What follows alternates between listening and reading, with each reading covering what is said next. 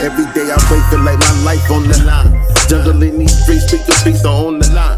Hustle to increase, put it all on the line. House to spouse, family, freedom, walking yards on the line. Every day I wait, feel like my life on the line. Jungle in these streets, speak the beats are on the line. Hustle to increase, put it all on the line. House to spouse, family, freedom, walking yards on the line. Every day on the line. Every day. As you can see, we're no longer separated.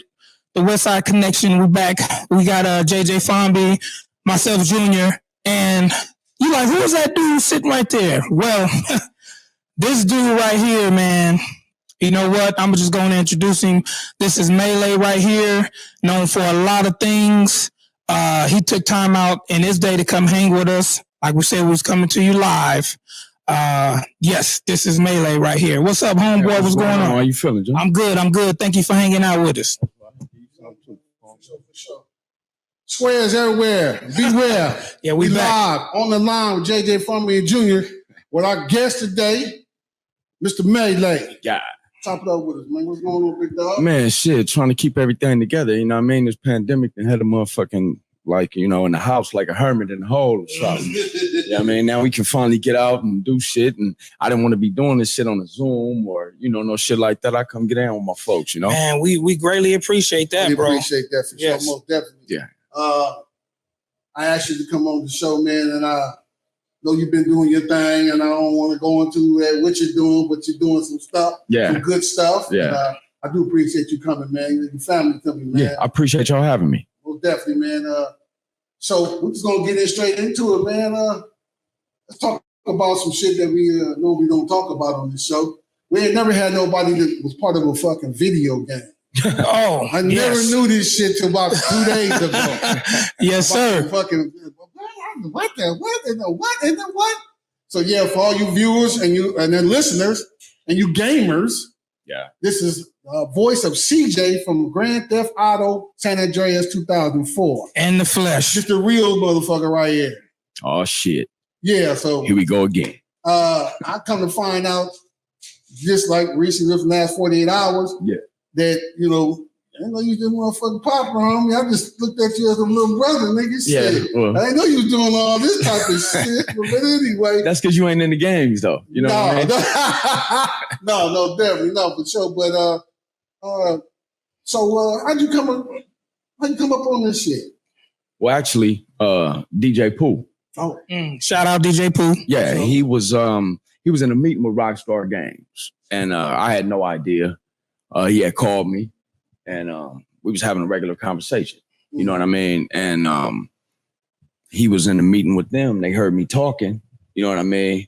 And I guess they was giving them the thumbs up in there. You know, we was talking about music, different stuff like that. Because, you know, Pooh is a hell of a producer. Mm-hmm. You know what I mean? So, yeah, we in there talking about beats. I'm on the rap on the phone and all this shit. And, you know, he in the meeting there with the people.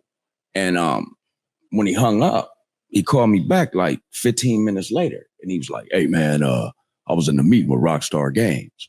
And I didn't want to tell you because I didn't want you to put too much on it. Or not enough. I wanted you to be Maylay.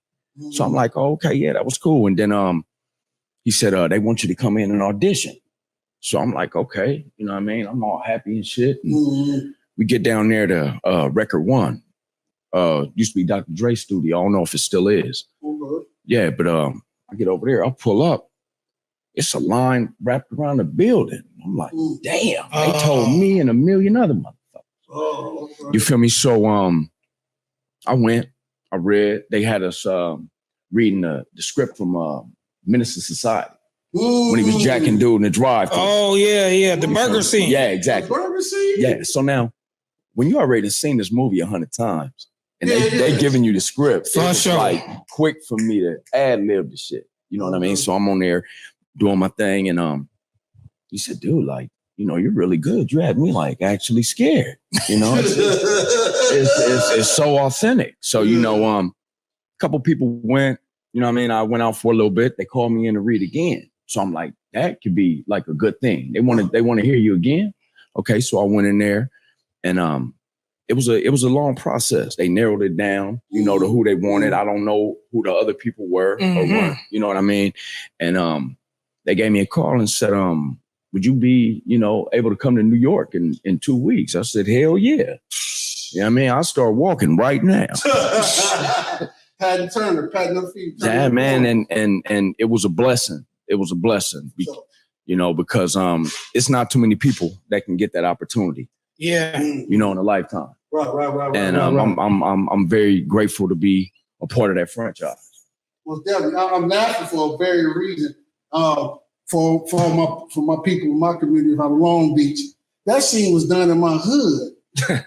On 21st and Long Beach Boulevard. What, the burger scene? Yeah, you know, Chubby Burgers. Before it was Chubby Burger, it was Puffin' Taco. I mean, that's in the set that. Yeah. Sadio, that's in the set. So I got out the pen. I didn't even get all into it, but I got out the pen and I didn't see the movie. You know what I mean? And the homies that we see the movie and shit, man, shout out to our Gangster Chronicles Comrade, MC8 was also in that movie. He was.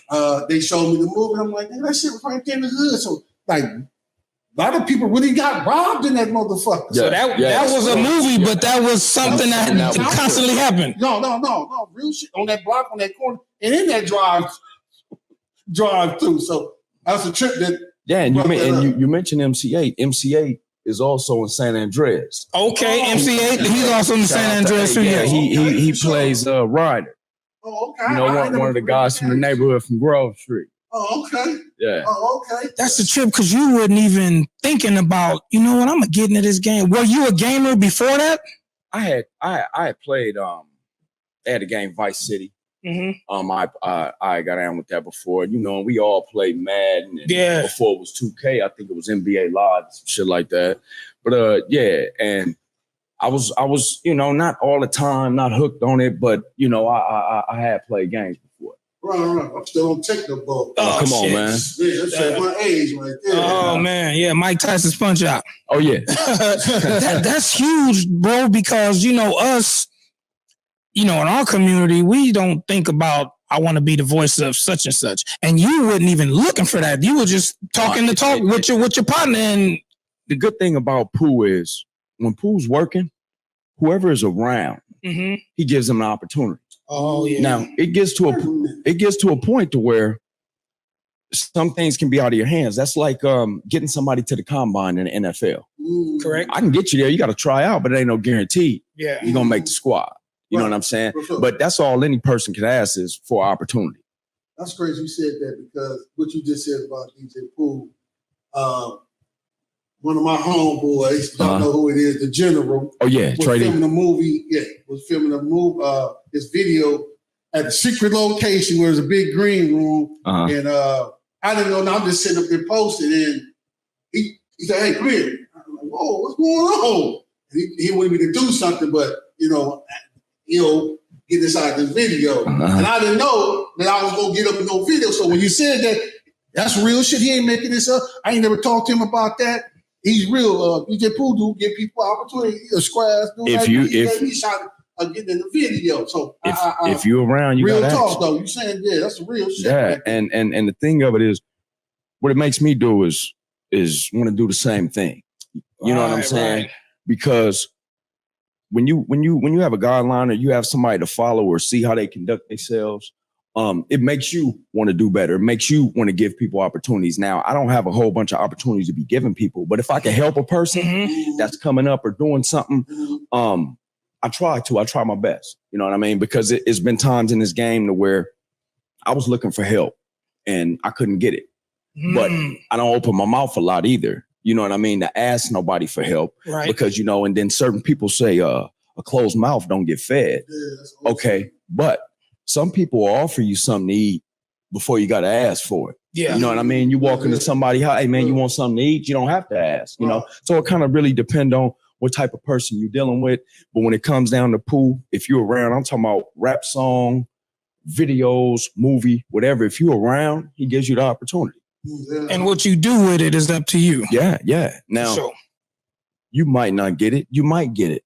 You know what I mean? It just depends on if you fit the part to play the role. You know, and like I say, all anybody can do is ask for an opportunity or something like that. I never thought in a million years that I would be on a video game this successful. But they could have taken anyone and made them famous. You know what I mean? And in retrospect, I'm really, really grateful for the opportunity I had done that. Man, I sit back and I hear it in your voice. I believe, if I'm correct, just getting updated on that little, I guess the hood or whatever. I got to go look at it, but I guess in the hood that it started out on the game was supposed to be in the Grandview. Well, I'm not sure about that because they already had everything laid out when I came, and it's like, I mean, for the housing and the city and the streets and all. Yeah, they already had that all laid out. It was a situation where, like that screen is right there. You look at him moving his mouth, there's no words coming out because I have to go in the studio and I have to record it. I'm being directed by someone that's on the side of me. And the script was thicker than 2 Bibles. Wow. Okay, now get all this. Yeah, you get all this dialogue down. You do all this. Okay, now I got to turn around and do it in a heavier voice because if you eat too much on the game, you gain a lot of weight. Now you can go in the gym, you can work it out. You know what I mean? CJ can get buff. He don't eat, he gets skinny. Yeah. You know what I mean? It's like a real life type situation. But if you get heavy, then a heavier person's voice is different than when they thin. You know what I mean? So I had to do all that a couple of times, but it was hard work, but I enjoyed it. I was just about to ask that too. When you, after doing it, was you scratching your head like, shit, man, I don't know about all this? Or how did you feel once you got to rolling with it? It was a couple times, you know what I mean, that it's only so many ways you can say certain words. Okay, but when you're working with somebody who has a vision, if you're not giving them the vision or the sound that they want, they're gonna make you say it again. Okay, and then like now that I've been involved in a film, I understand that perfect means nothing. We shoot a scene, they yell out perfect. Okay, you think you on to the next scene. No, we're about to shoot the same thing, maybe 15 or 20 more times. Wow. You know what I mean? So that's work. As you're learning, as you're navigating the waters of something that you've never done before, you have to do more listening than talking. You know what I mean? It's all brand new to me. I had never done it before, but what I kept telling myself is be grateful for the opportunity that you have because they could have took my sister and put her in the game and made her famous. You know what I mean? So it's just more or less like, be quiet, do the hard work, and it's going to pay off. Well, it sounds like you're totally correct in that. I sure like I'm going to go look at the original thing, the original game. I might even go buy a game, especially if they put you in the newest game, 2022, 2023. I wish they would. Did they, prior to this, once you got in there and started, meeting the people who are going to be behind whatever you was doing, did they know you was also a rapper too? Yeah. Okay. One thing they do is their homework on somebody. You know what I mean? Now, don't get me wrong. I was nowhere near to where I come this far. Right. I was just getting off the ground.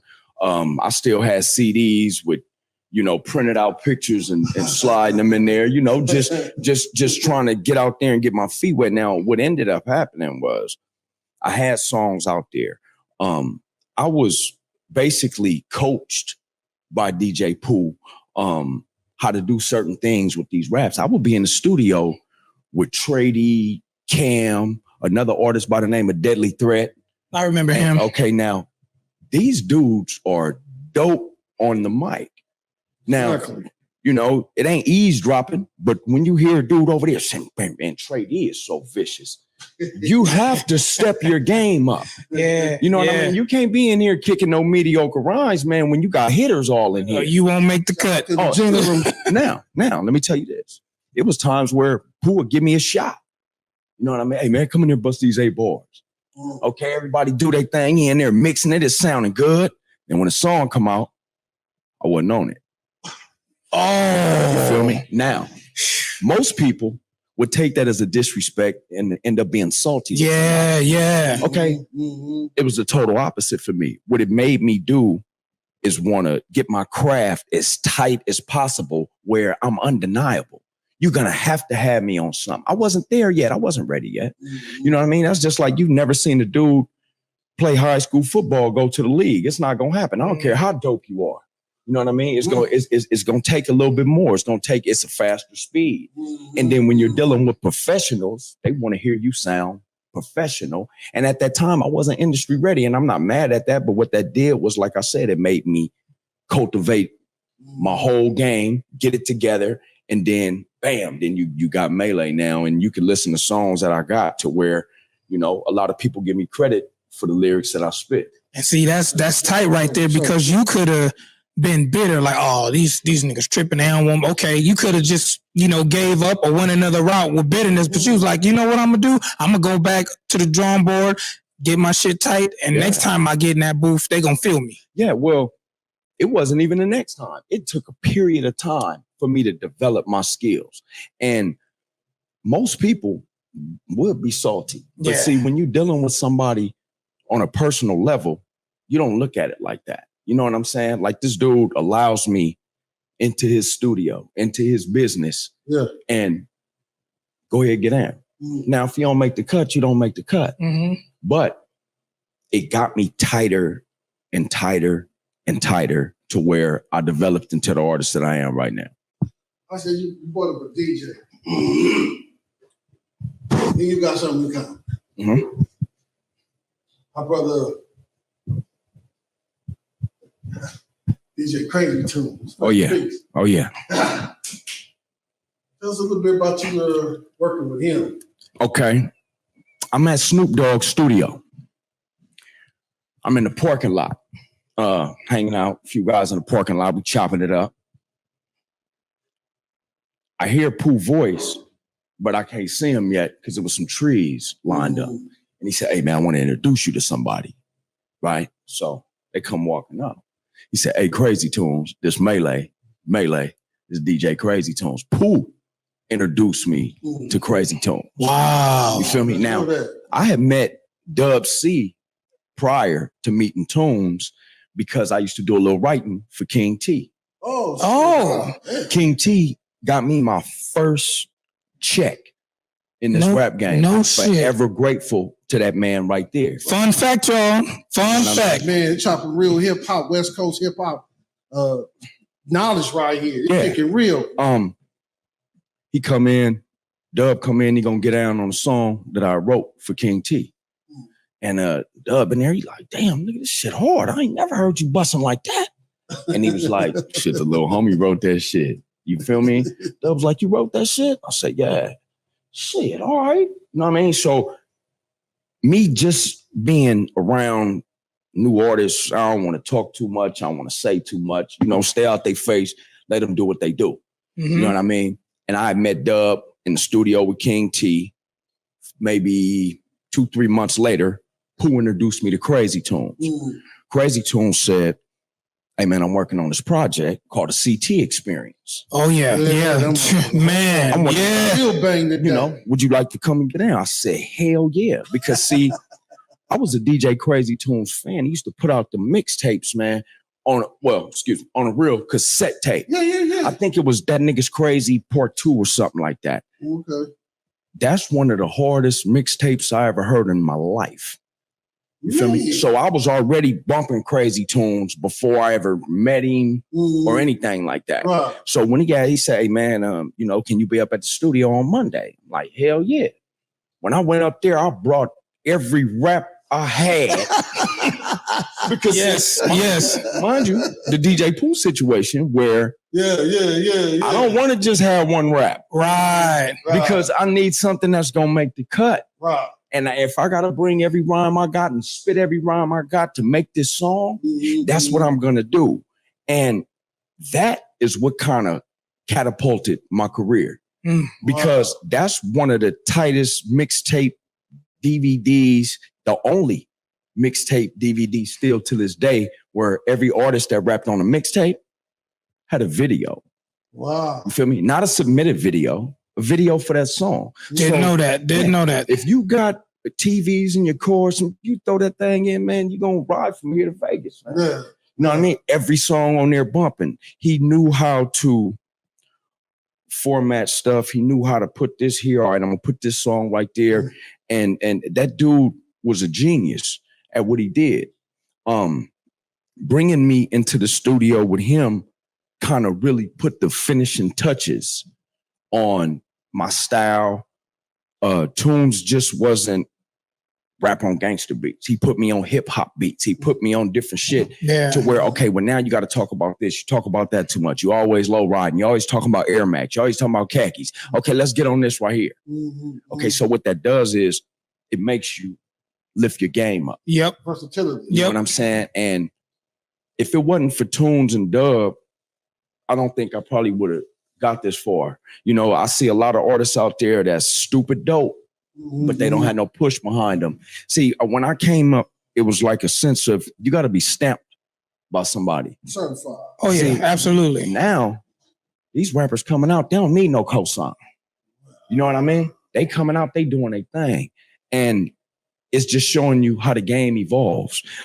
That's just like it's no street team no more that's out there putting up. I remember that. Yeah. Everything is on the internet. Yeah. Wow, wait a minute, hold up. I know the Y Entertainment, we do go out and put up posters. Okay, but that's still OG. You know what I'm saying? You got to stick to the original game. But that dude, Crazy Tunes, man, was a blessing in my life. Not only from a music perspective, from a personal perspective. You know, that dude was my counselor, man, at times. You know what I mean? Yes. And he took the time out when he didn't have to. He was already famous when I met him. Same thing with Dub. So it's like when people are already who they are before you met them, you didn't come up through the bumps and bruises with these dudes. They don't owe you nothing. Right. But the fact that they gave me a shot and basically made me the third Calhoun brother. You feel me? And I love them dudes if they never done nothing else for me because they owed me nothing and they brought me along on this journey. And the cold part about it is, man, you still ride and you still right there, concrete solid as a motherfucker when it comes to putting that music together, man. Yeah, got to because he definitely be proud of you, bro. Yeah, I know. For sure. I know. And I know I've been dragging my feet on getting a new project out. But it took a lot out of me when he died. It made me not want to do this shit no more. It made me want to quit. When you on stage and you look back and he ain't there, it's a crazy feeling. Yes. You know, but I do know he would be cussing me out. Yeah. What the fuck wrong with you, nigga? Yeah. Get this shit together. I didn't do all this shit for nothing for you. You didn't come this far to come this far. You know what I mean? Keep it cracking, man. So, you know, me and Dub, we working. I don't want to say too much, but me and Dub finna do an album. Okay, breaking news. And see, now that's something that I've been wanting to do the whole time, just never brought it to him. You know what I'm saying? Yeah. Hey, Dub, But it's here now. do a record, you know what I'm saying? But it's just that time now. Yeah. You know, and we gonna knock some heads off with this right here. Oh yeah. I know. As a matter of fact, before we cut off into other stuff, I want to make sure I give a shout out to Dub C. Yeah. And all Big the bro. Calhoun family. Love you. All DJ Crazy Tunes kids. Rest in peace, DJ Crazy Tune, man. You know we love you, man. My real best friend I ever had in my life, man. Yeah. You know what I mean? So I want to bring somebody in. I want to get caught on it, but y'all, man, it was a great dude, man. They don't build him like that no more for sure. But I want to talk to somebody named Rob T. Mr. Rob T, where you at, man? What's Rob happening out with you, there? man? Rob T, what's going on with it, brother? What's cracking with you, man? So about you. Can you hear us? Yeah, I can hear you, man. I can hear you. So I didn't want it. We know we couldn't speak about DJ Crazy Tunes, man. You know, so we're talking about tunes right now. We're talking about Maylay. When we talk about Maylay, we gotta talk about DJ Crazy Tunes. So Mike, it's yours, man. What you got your great experience working with Maylay and DJ Crazy Tunes? Well, I mean, you know, I've been doing it with tunes since day one. You know what I'm saying? Yeah. Back, you know, we go back to 86, 87. You know what I'm saying? We was back in you know, in the backyard in that garage, you know, they're doing this thing. You know, so, you know, we've been doing this for a long time, man. The DJ Crazy Tune, just like you said, Maylay, you know what I'm saying? He was your counselor, you know what I'm saying? He's your friend, you know what I'm saying? And he just, you know, he'll tell you to do things. He tell you to work outside the box, you know, which is, you know, how he developed certain things, you know what I'm saying? you know, he's seen things that you just couldn't see. You know, it's been times, you know, I was sitting around there and, you know, I'm like ready to get to work, you know what I'm saying? Because I was just, you know, I was just his backup guy, you know what I'm saying, to, you know, to mix everything and, you know, to do a bunch of stuff. And this nigga be walking around with getting burritos and tacos and shit. You know what I'm saying? His favorite thing to drink was a Hawaiian punch. And I'm like sitting there, I'm like, come on, my nigga. You know, damn, we supposed to be getting down. And then he just put everything down and just whoop, whack, whoop, whack, whoop, whack, whack, whack, whack. And I was like, damn, you know what I'm saying? And put some shit together, man. I never forget, we was working on the Daz and Dub C album. And there's a song on there called Stay Alcohol out the and way. Drugs. And the song consisted of, you know what I'm saying, you know, they was talking some shit about some drugs like in the third person. And then the shit that Crazy Tunes put in the beginning, that he did it so fast, but it took us so long to, you know, like I said, he's walking around talking about other shit, and I'm trying to focus, but this is his way of focusing, man. You know what I'm saying? Yeah. So he was just a genius at what he did, man, and he made sure that it shined on everybody. You know what I'm saying? He make you look better.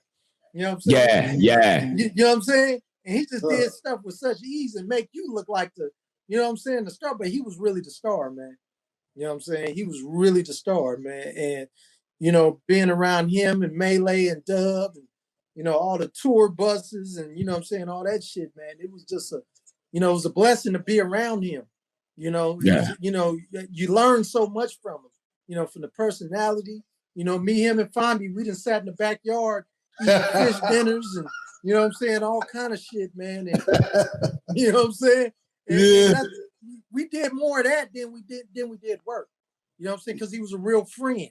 You know, yes, sir. And, you know, he taught you how to be friends and taught you how to just look at things from outside the box. You know, and that was my thing with Crazy Tunes. You know, it's like, man, what the hell I'm gonna learn today? You know what I'm saying? This nigga's thing is just unorthodox. You know, with how he did stuff. You know, and you know, we go back to the mixtapes. You know what I'm saying? The little square mixtapes. And you know, he did his thing. You know, that's why I'm in the game right now, because of DJ Crazy Tunes and Dub C. You know what I'm saying? They were my, you know, just like Maylay said, they pushed him, they pushed me. Them niggas made me go to school. You know what I'm saying? Yeah.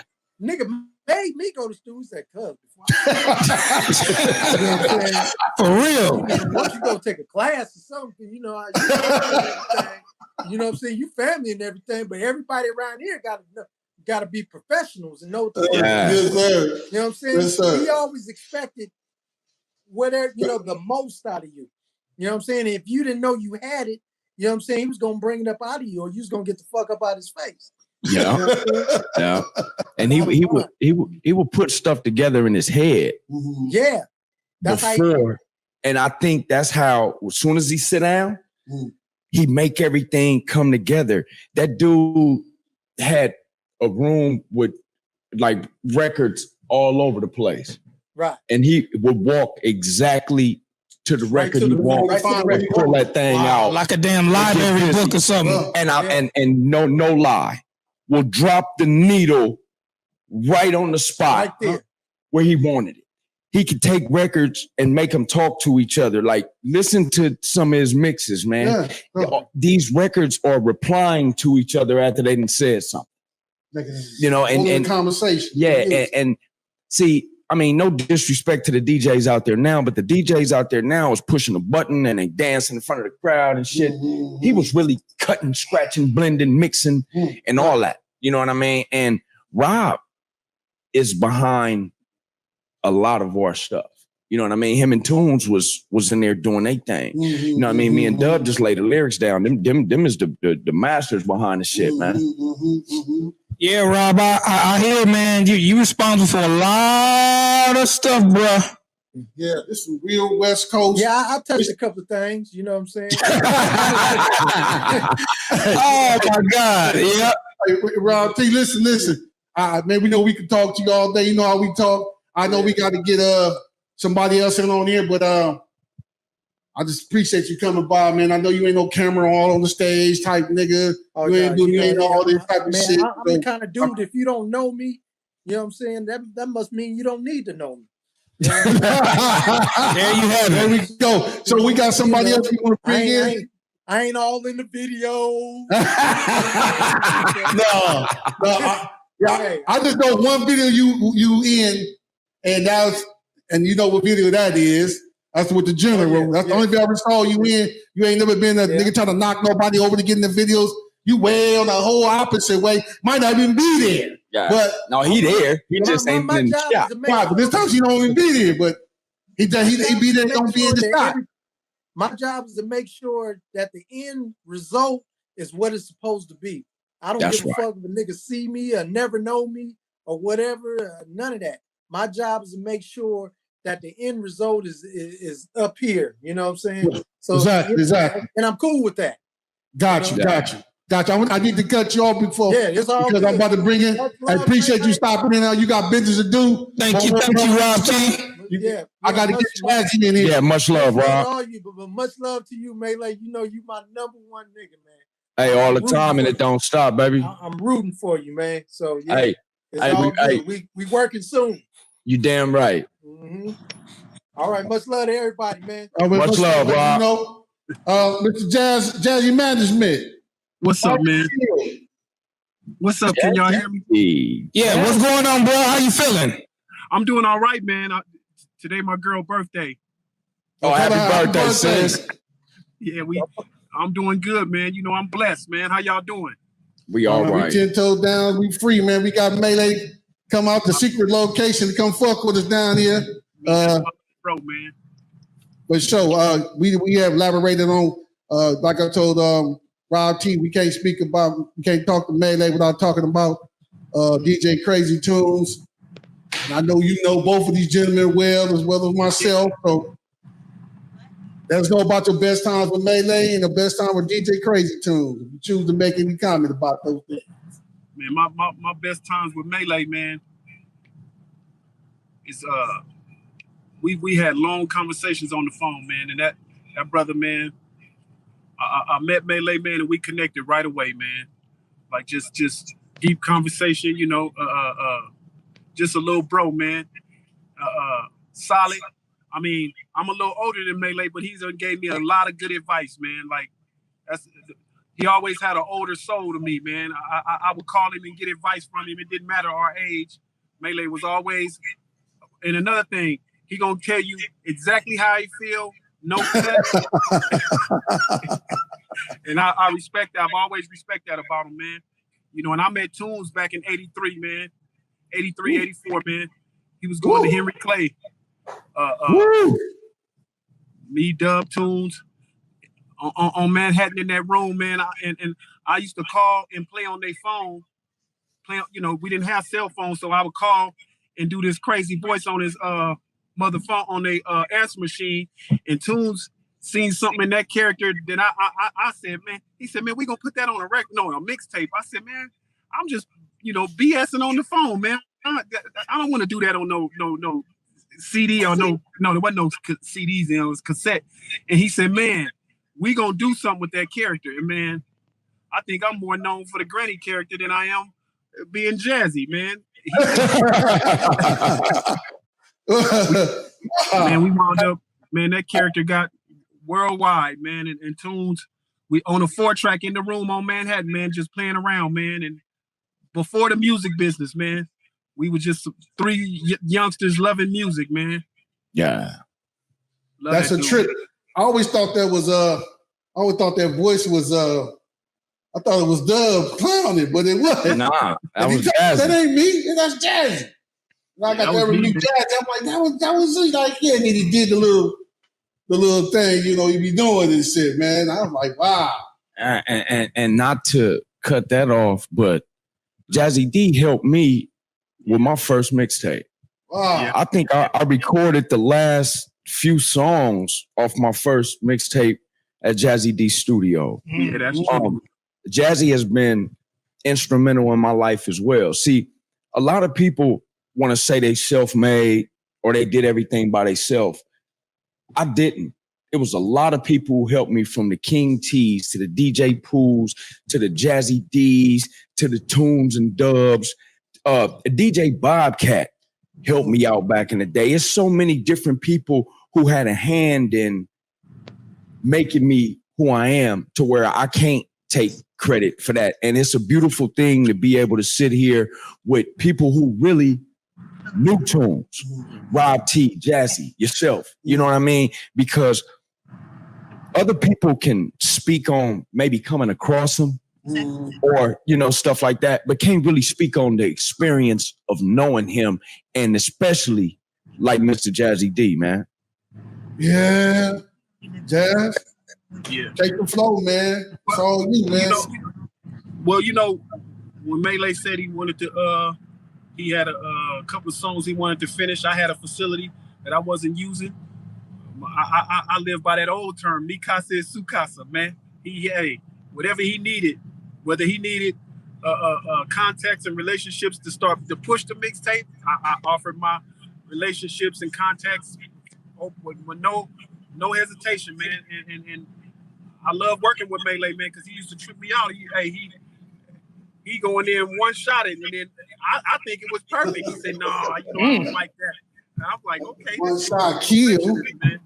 So I love working with Maylay, man. And we like I said, man, I have a great deal of respect for him, man, as a human, man. Maylay, beyond music, man, he's a solid dude. There ain't too many solid ones out here, man. Yeah, same every time. I won't even get into that, but he's solid, man.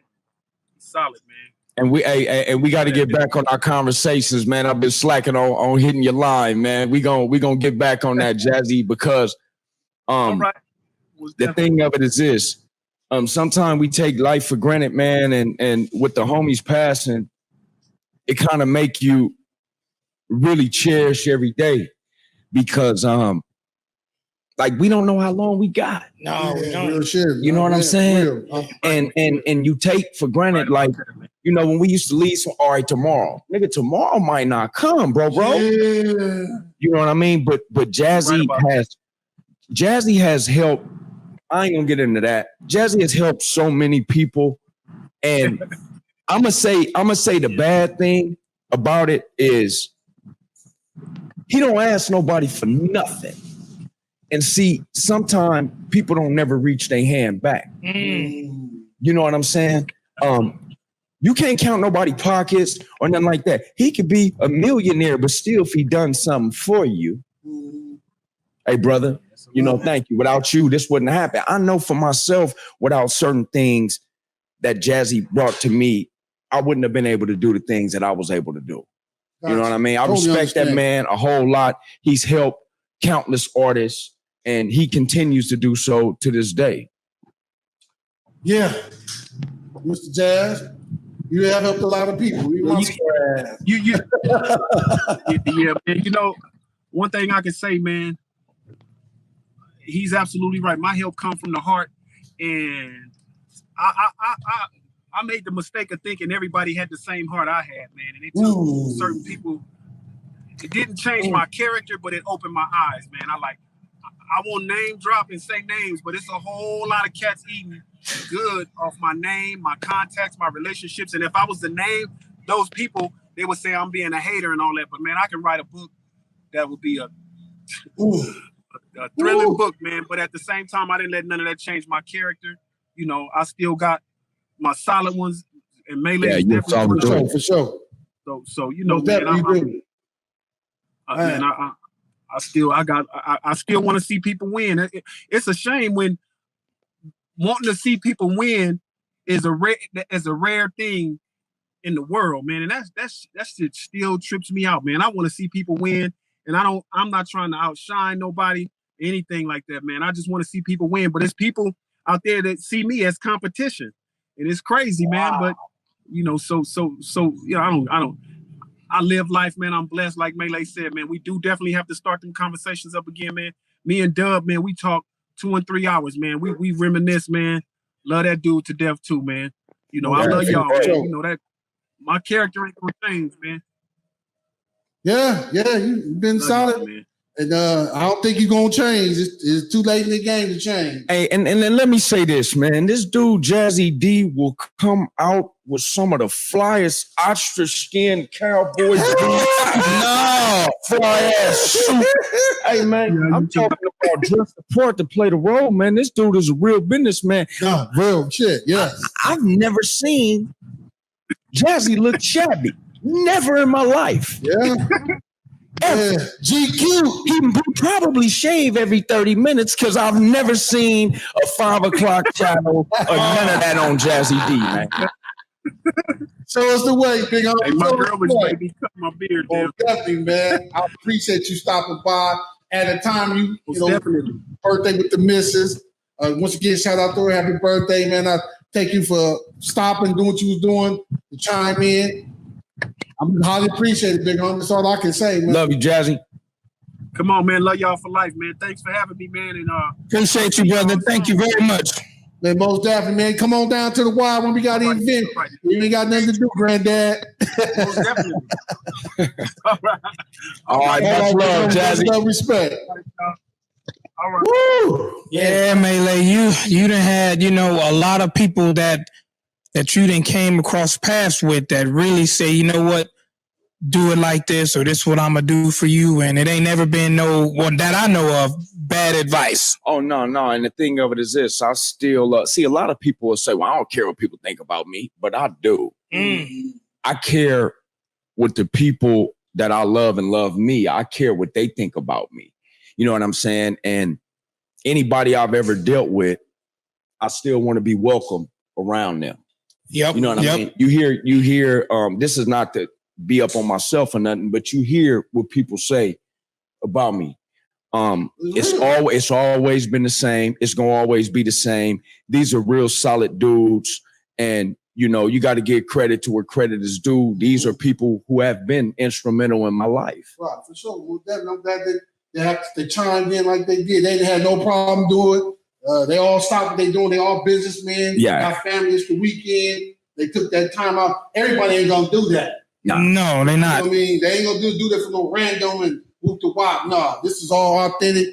We know this because we hang with each other. We're a family. Family situation. You get where I'm coming from? A lot of people didn't know who I knew and none of that stuff, and I don't be talking about it. Yeah. But man, he's like a little brother to me, man. A badass little brother at that. But we ain't gonna get into that. But I want to switch over to, check this out.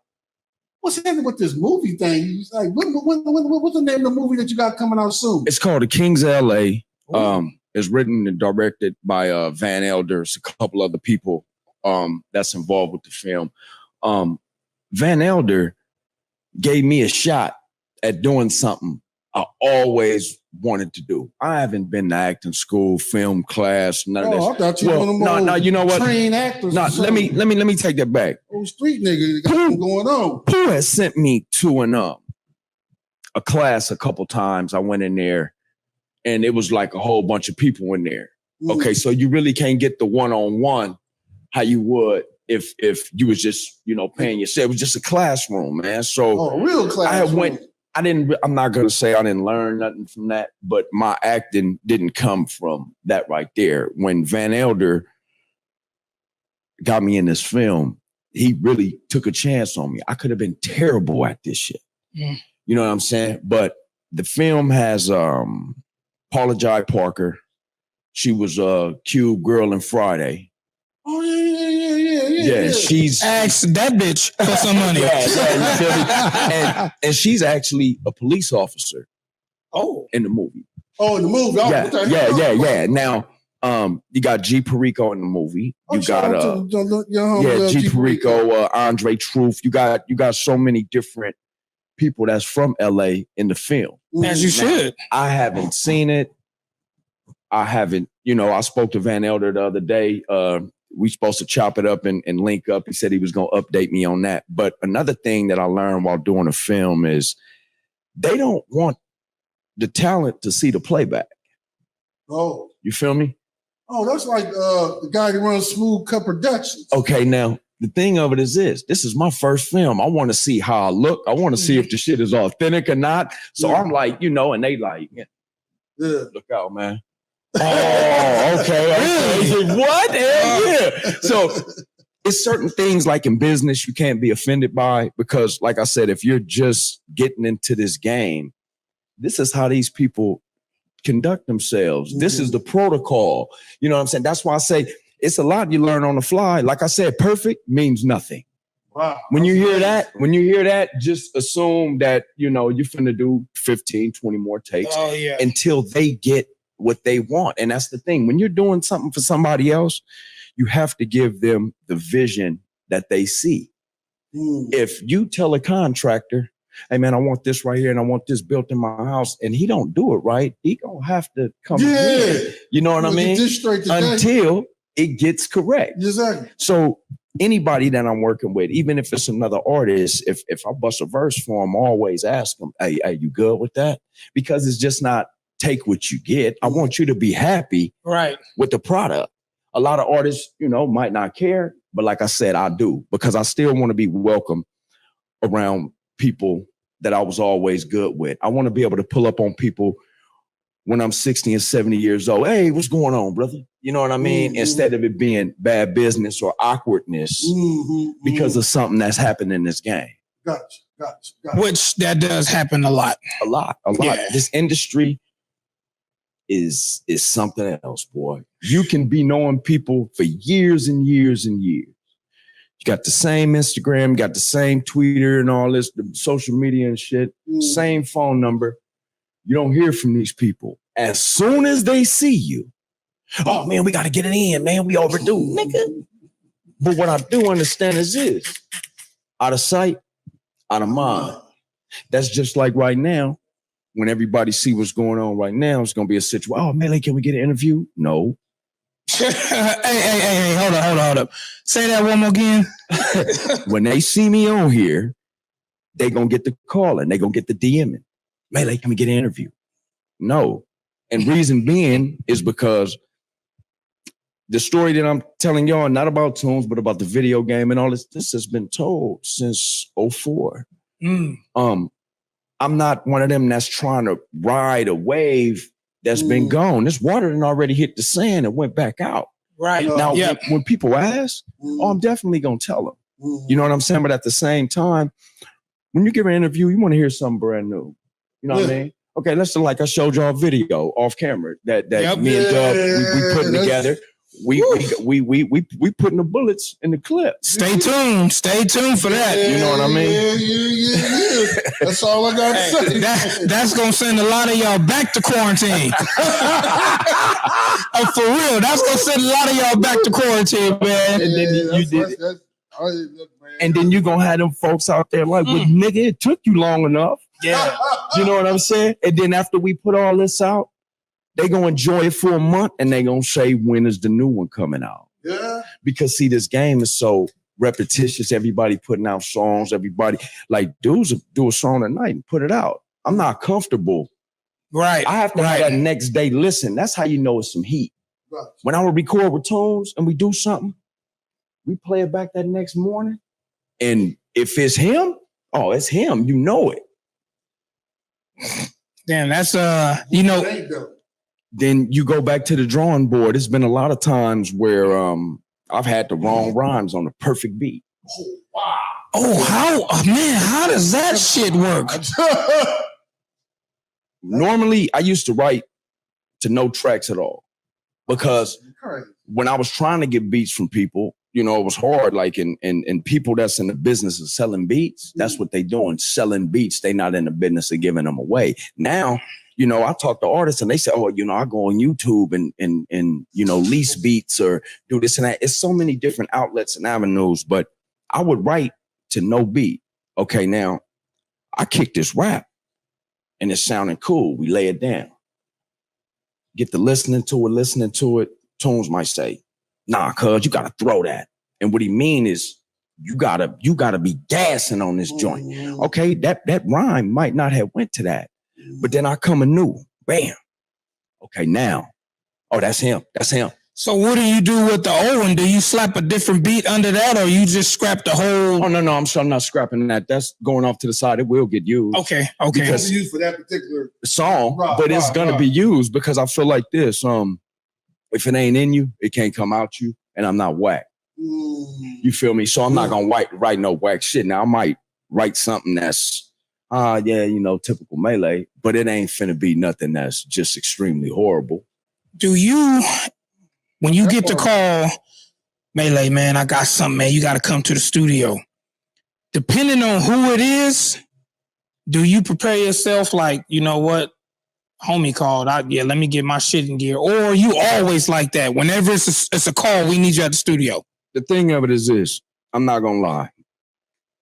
When it's certain people, it'll put fire up under your ass. Right. You feel me? Yeah. I'm not gonna say I've been spoiled, but you know what I have? I have been. Dealing with dub and tunes, I was able to rock with one of the best to ever do it. I done been on songs with Ice Cube. So it's like I didn't hit that verse on You Know Me. Oh yeah. That was off the song and everything. That was off Dub's album. Oh yeah? Yeah, Cube gave me the opportunity to do 8 bars on a song. It was me, Dub, both his sons was on the song. It was like a family thing. Right. Okay, so I went in the studio. I did the 8 bars. After we was done with that, he hit play. It was 2 West Coasts. I remember that bump. I said, oh my God. So he looked at me. He said, you got something for this? I'm like, nah.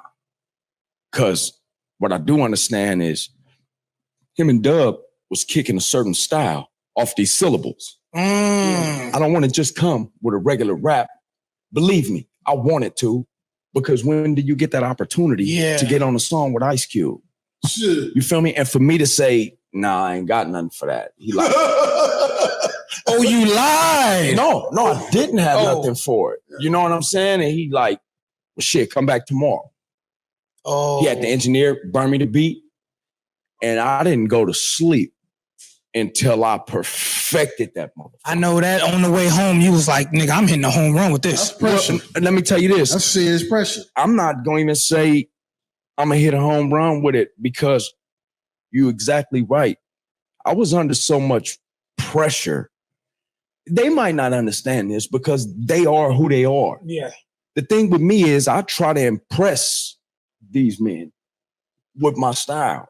You guys are seasoned vets. Right. Okay. Right. Then I came into a situation where they had Mac 10 used to get down with them. Mm-hmm. Okay. They didn't have that group no more. Mm-hmm. So now, who the hell is this nigga? Yeah. And he better be tight. Yeah. That's how we are on the West Side. Who's this cat? Who's this nigga, man? Pressure. Yeah, hey, man. Pressure. So, Pressure. and the thing of it is, maybe I perform well under pressure, because Cuba did an interview where he said, I kicked one of the dopest rhymes on the record.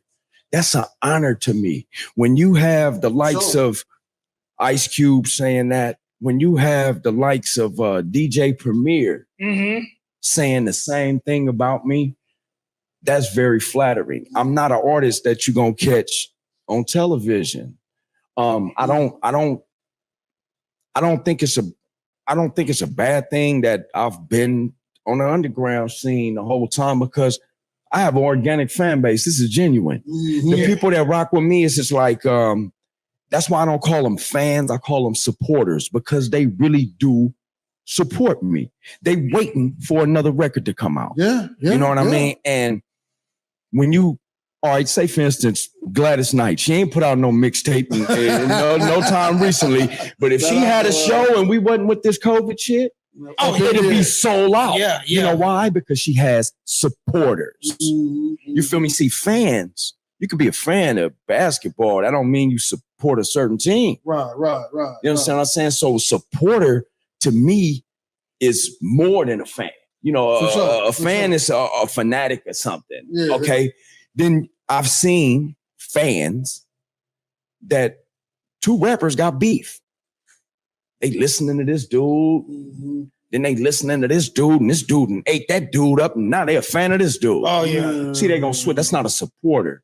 You know what I'm saying? Or you're gonna say, you know what? I support both of these dudes right here. Mm-hmm.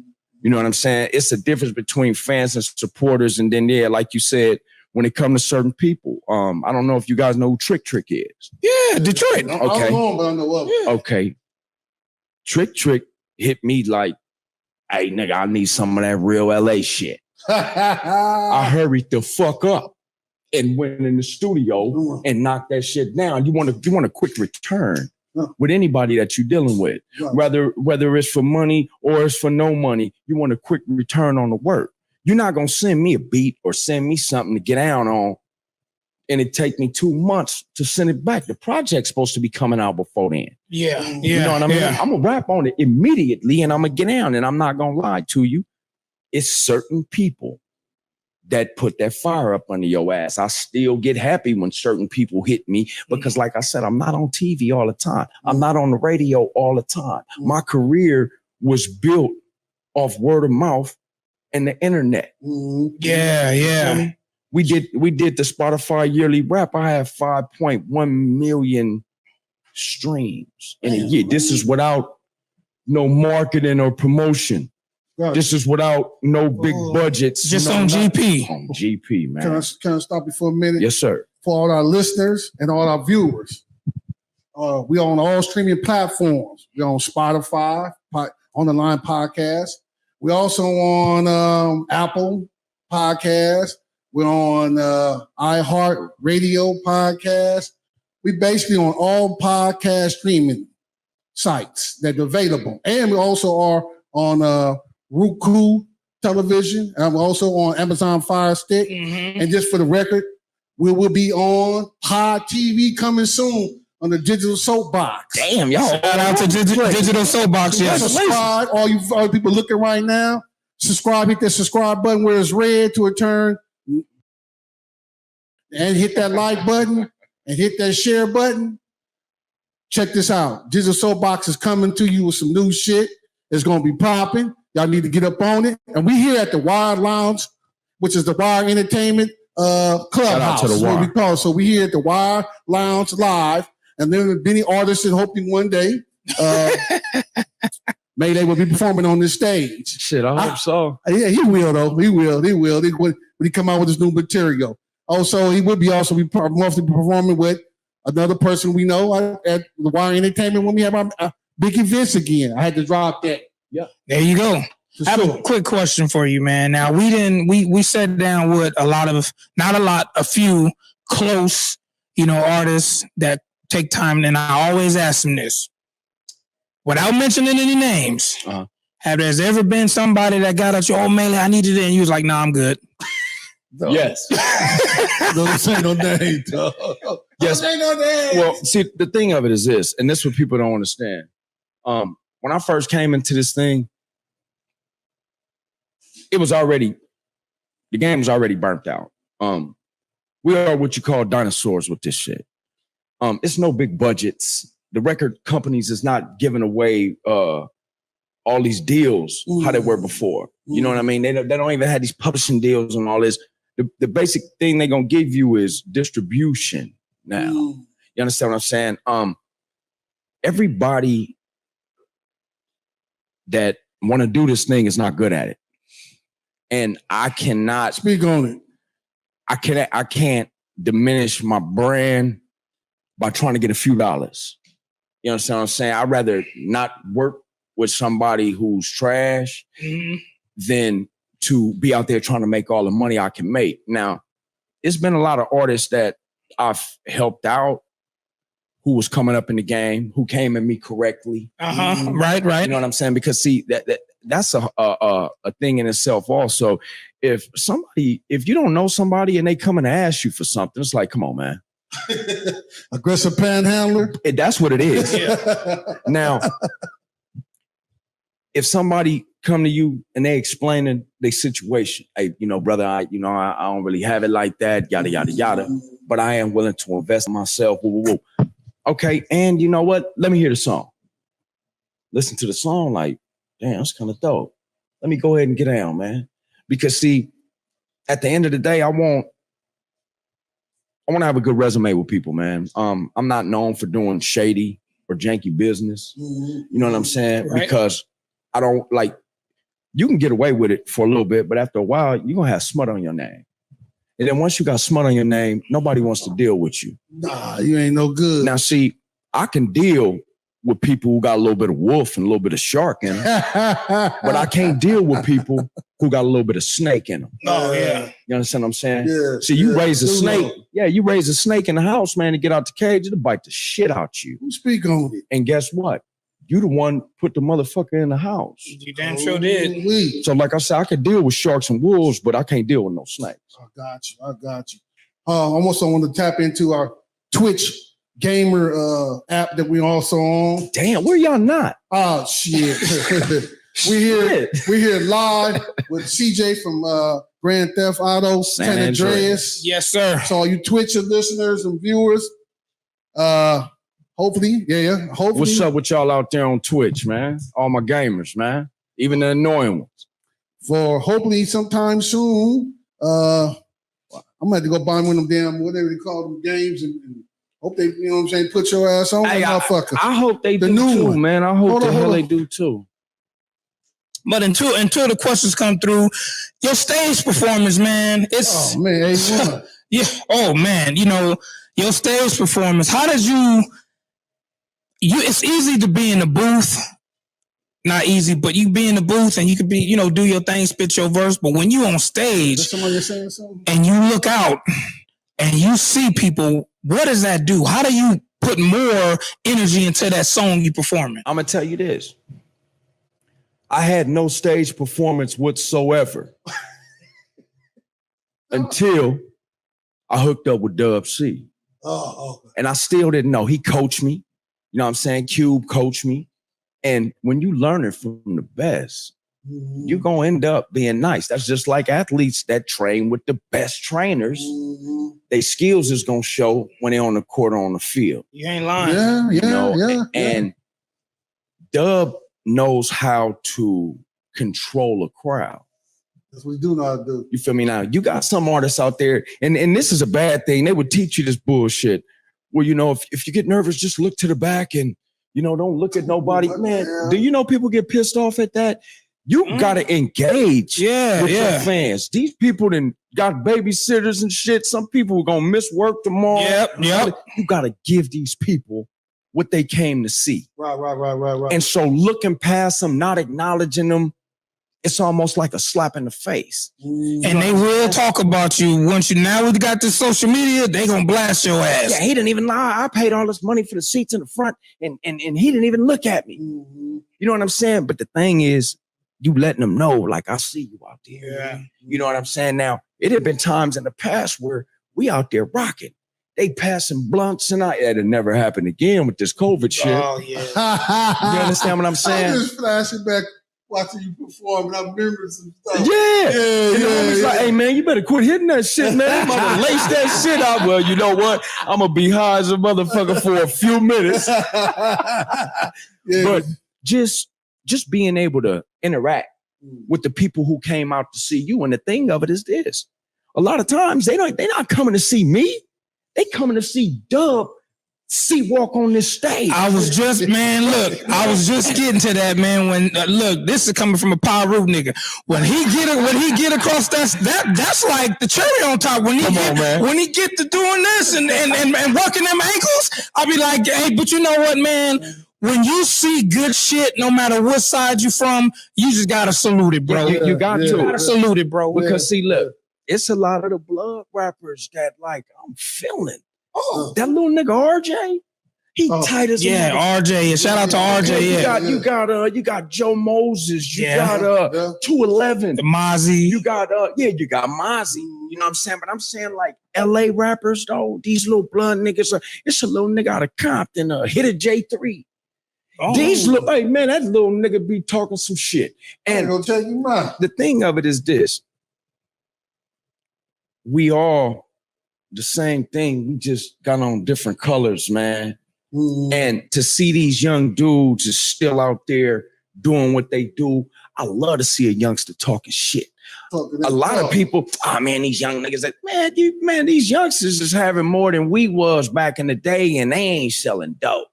Crazy shit. Yeah, facts. I'll be happy to have a bucket regal. The window ain't got to roll down or nothing. Those days are over. Yeah, man. This one right here. One arm bigger than the other. These youngsters is like, if it ain't foreign, it's born. They sliding around this thing in brand new joints, man. However you getting it, keep doing it, homies. Keep doing what you do. Just stay free. Yeah. You know what I mean? I love these little young rappers that's out here, man, that's really doing their thing, whether it's Bloods or Crips or whatever. They keeping this West Coast thing going because, see, look, it really ain't no money in gangster rap like that. You know what I'm saying? Now, you got these artists that's like successful though. From that, all right, look at YG. Oh yeah, shout out to the homie YG. Successful, yes, following. You know what I mean? Out there doing this thing, and he ain't trying to change up and go pop or do. He doing what he do, and that's what I love, man. These youngsters out here doing they shit. And you know what, man? They got the business side down as well as just the artist side down. Yeah. See, back in our day, I've never been an artist, but back in our day, artists just wanted to be artists. You throw the nigga a rope and put it on his neck and he good. And that was just a rapper. See, now these youngsters is artists. Now these youngsters know how to put their song behind something that they talking on. They know about the synchronization. Mm-hmm. They know about all this and that getting on this algorithm, and it sharpens your game.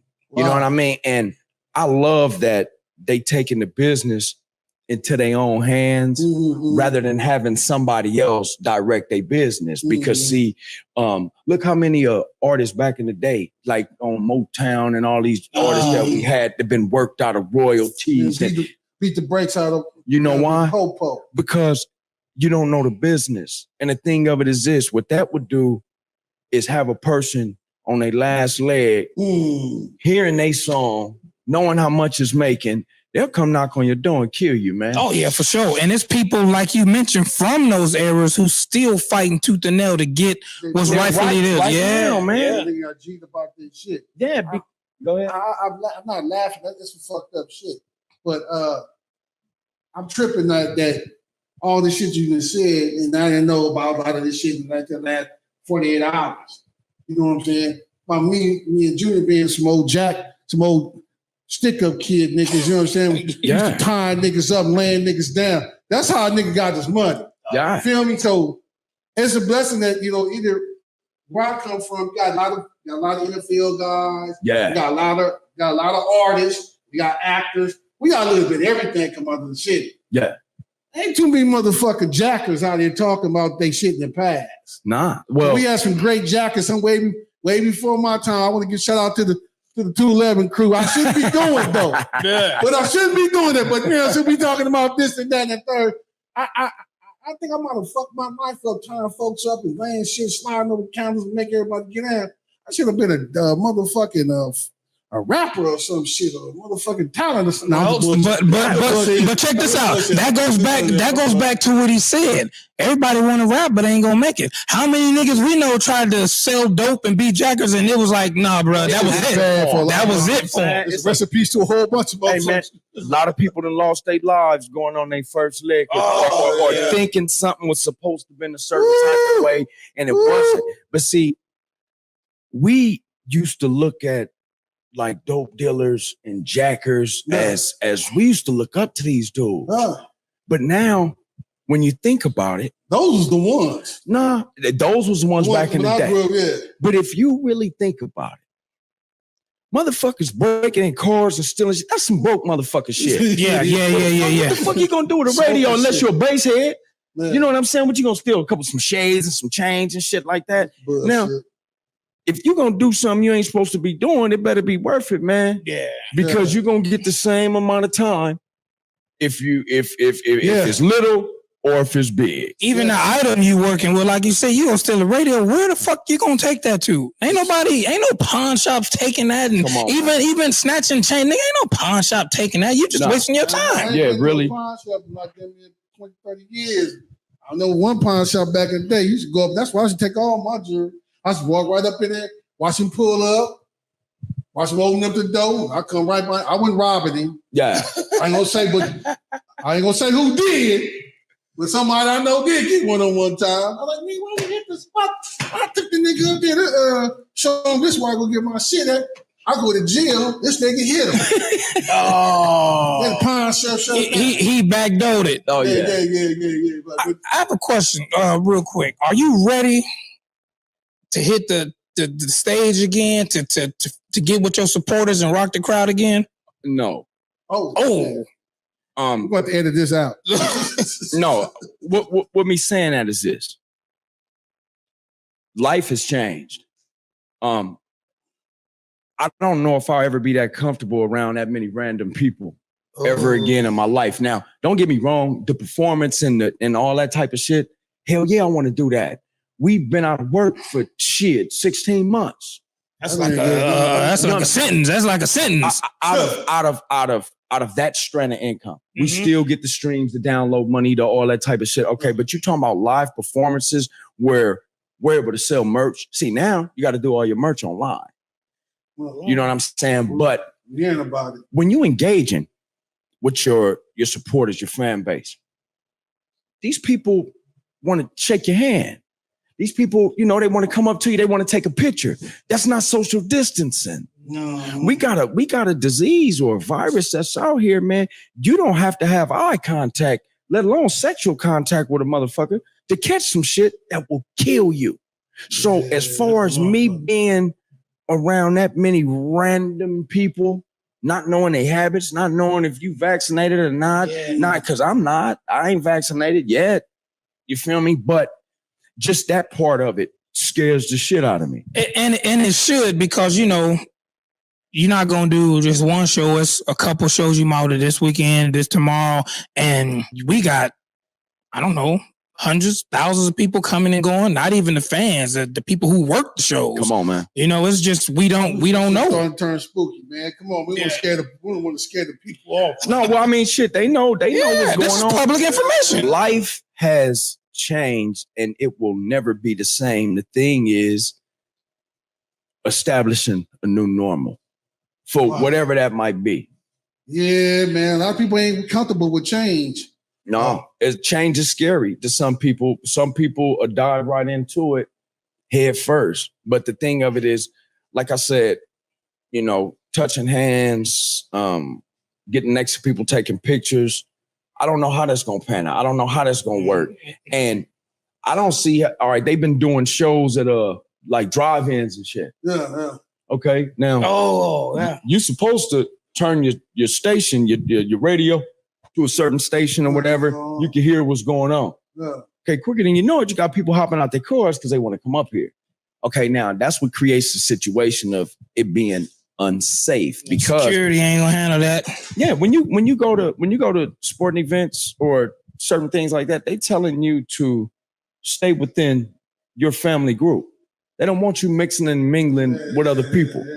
Okay, now I'm starting to see that you have to show proof of vaccination or a negative COVID test within 72 hours, something like that, to even be allowed into the place. Yeah. People that's comfortable with that, that's fine. It's starting to sound like the mark of the beast up in No, I'm not gonna get off into that. Yeah, but when you start.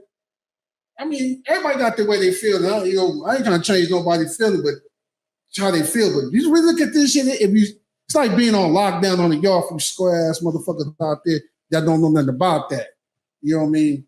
Niggas get locked down in themselves for 16, 17 months. Niggas' minds get to racing. Come on, man. They open the motherfucking doors. They ain't got control, no feed, no modified yard. You got a bunch of maniacs out here, got devious thoughts, all kinds of shit in their head, and you letting all these motherfuckers out on the yard. Them niggas ready for activity. Well, it can get their frustration off. So we look at, and I'm trying to parallel to if they let everybody off lockdown, just because we're gonna lock down. Everybody out of lockdown. What the fuck gonna happen out here? We got a lot of crazy shit going on. Motherfuckers getting gunned down. Hitting Capitol Hill, all kind of But check this out. Shit going on. People getting gunned down because shit, it's cool to have a fucking mask on. It ain't a problem. Police pull up on you, got your mask on. They ain't even giving a fuck. I will wear a face covering or a mask or something for the rest of my fucking life. I don't care if the whole planet is vaccinated because it showed what can happen, man. See, now if you notice, some of the Asian people, they was already rocking their mask before this shit ever even came about. Michael Jackson was rocking his mask way back in the day. You know way what I'm back. saying? So some people had to be up on it or maybe in fear of, but I'm gonna tell you this. Since this COVID, I ain't even had a common cold. So it shows, I guess, your habits is being a little bit different. Yeah, you gonna go through some hand sanitizer, some soap, some bleach, some alcohol. Oh man, hey, Knuckles ashy as a motherfucker on a constant basis. You know what I'm saying? Because, and see, what they don't understand is this. They lock us all up. I ain't gonna say lock us up. We got to stay in the house, right? Well, a lot of people committed suicide. They did, and no one addressed that. Yeah, nobody addresses that shit. Some people can't take this shit. Some people lost everything that they worked their whole life for. And see, with us, we can go through the struggle because see, a hustler might be broke today and balling tomorrow. Man, it depends on what's going on. To get rich. You understand what I'm saying? See, now you have some people out there that are off their whole family and they self because they lost their job and they don't have a source of income. That's fact. You understand what I'm saying? Happened. That's in the news. You've had couples who's getting divorces because they've been forced to be around each other for more time than they've ever been around each other. You got some couples who have gotten closer.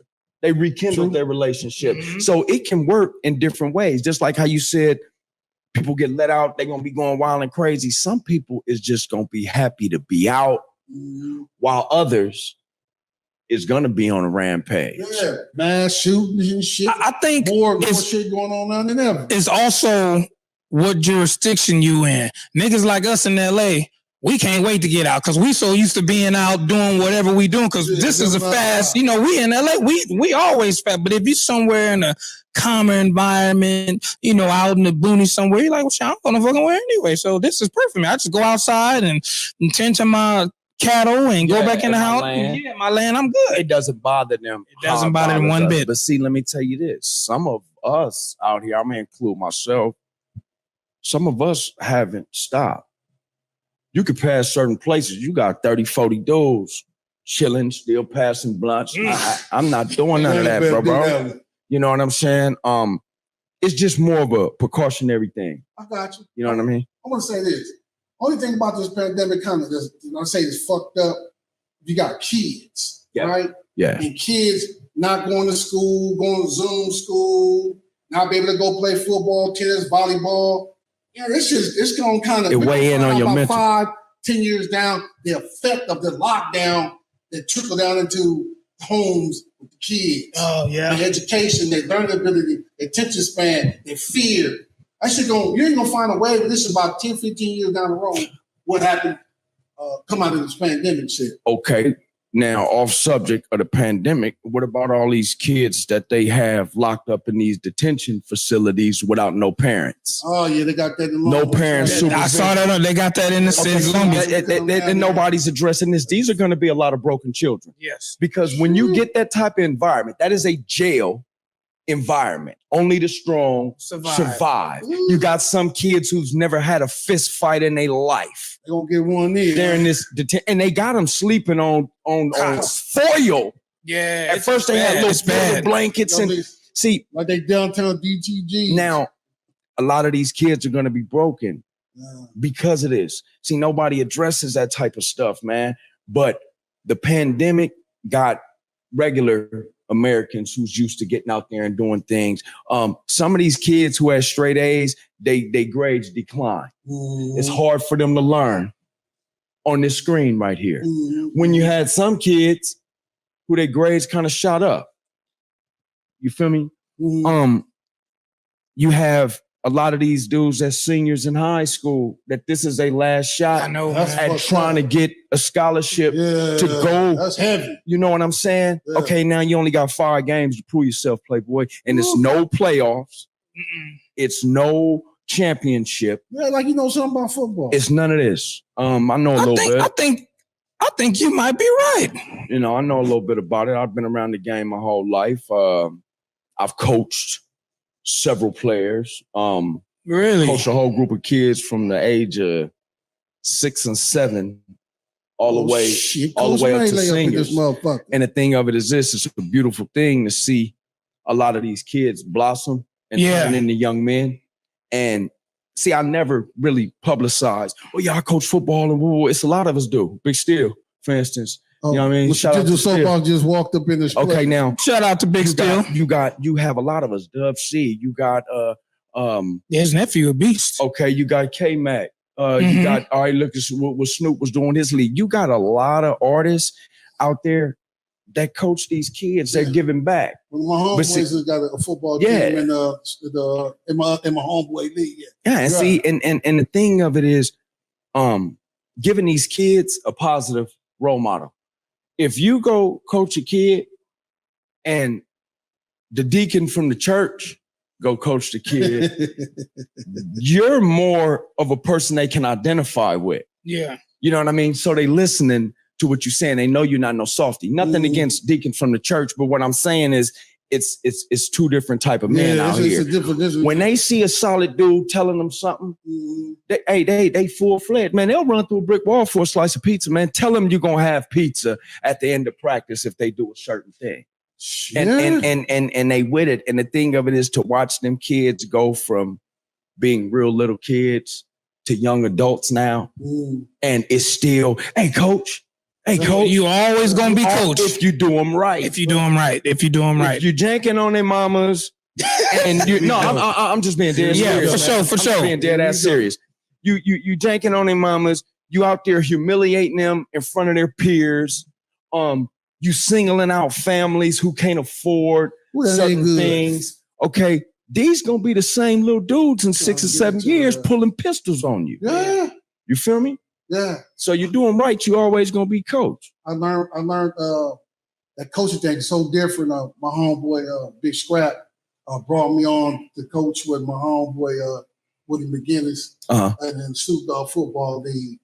And I wasn't ready for that. The way coaching is today, they teach them a different way to coach now. Because when I played for Long Beach Wilson, when me and Steel played at Long Beach City, it's a whole different style of coaching now. Yes. And like I got a coach right now that coached me in high school. It was like 6'7" white dude, neck this big, hands that wide. Coach Gene, hope you're getting better, man. He used to grab us up. Hey man, hit him like this. You know what I'm saying? You could grab you and talk to you. You can't talk to the kids like that. No. The parents is coming all out the stands and doing some other shit.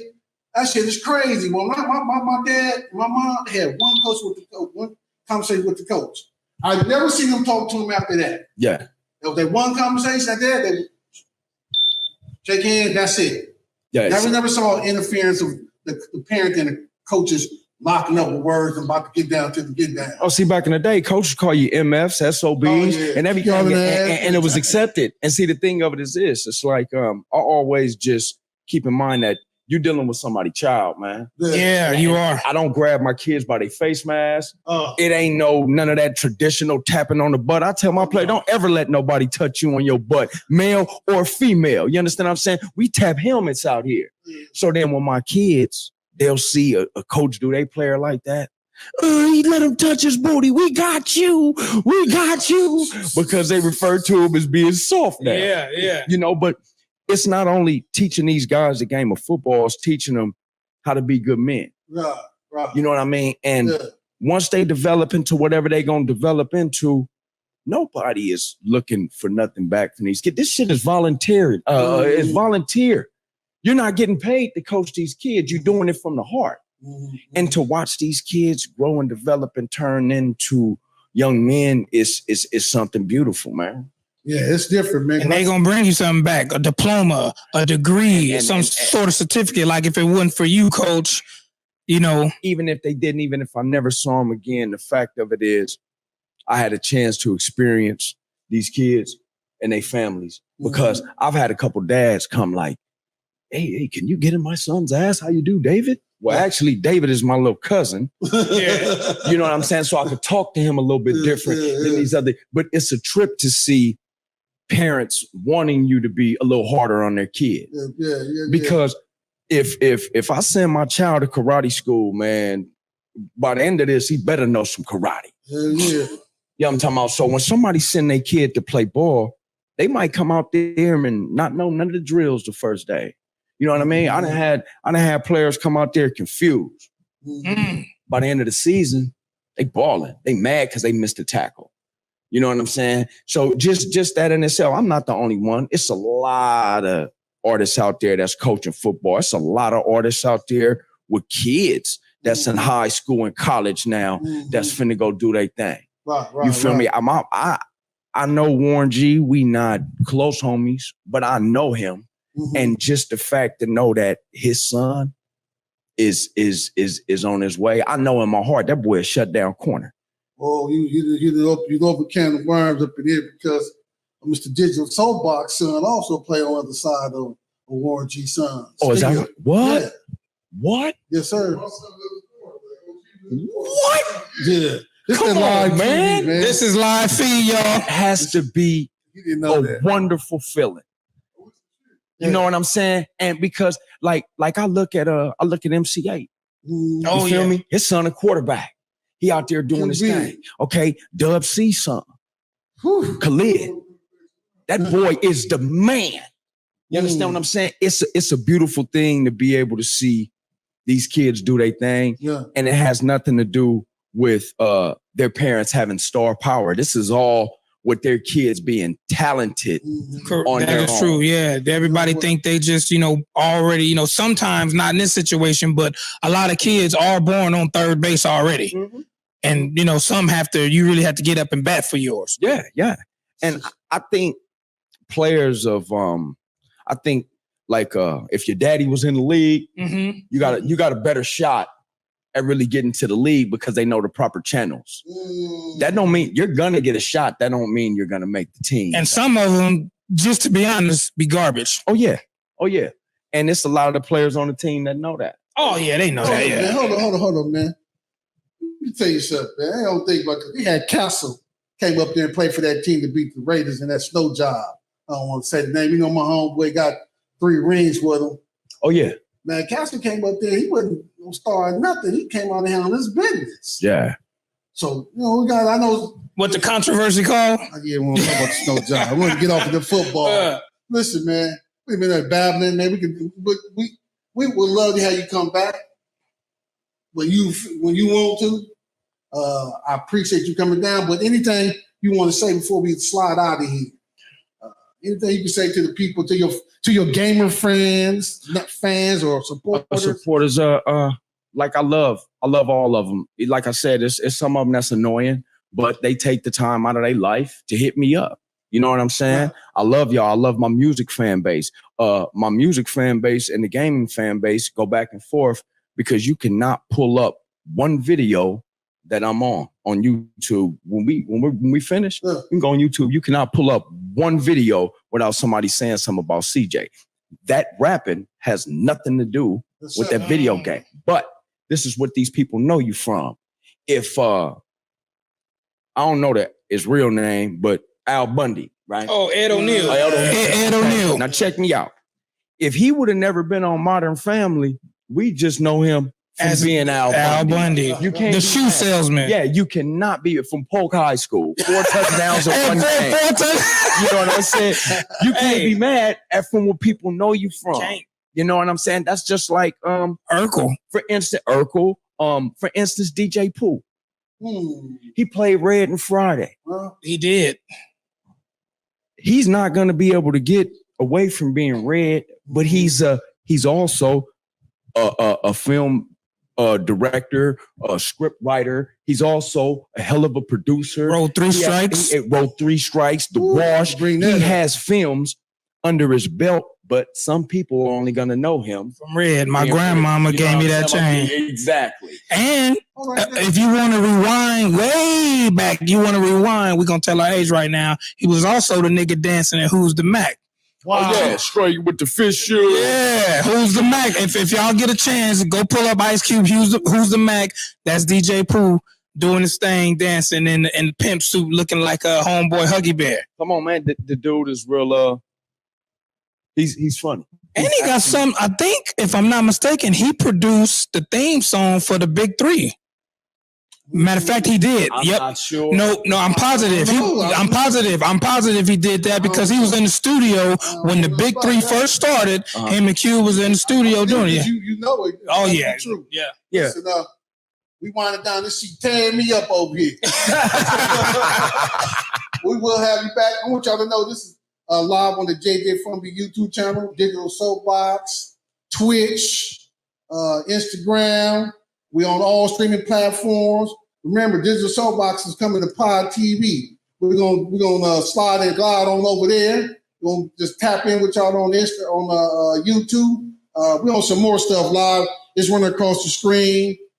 Anything you want to say, Junior, man, before we get up out here? Man, I'm gonna let Maylay go on and do his thing, whatever he got coming up, involved in, without giving all the 411, just a heads up if you want to let people know what's going on. I don't have a definite release date for nothing, but I do want to say thank you to each and everybody, whoever supported me. I don't care if it was in the beginning or if it was right now, because like I said, I'm not on TV or the radio all the time. I have an organic fan base, and I love each and every one of y'all, and I want to thank y'all for having me, because man, I'm not the hottest nigga in the streets right now. You understand? But you the realest though.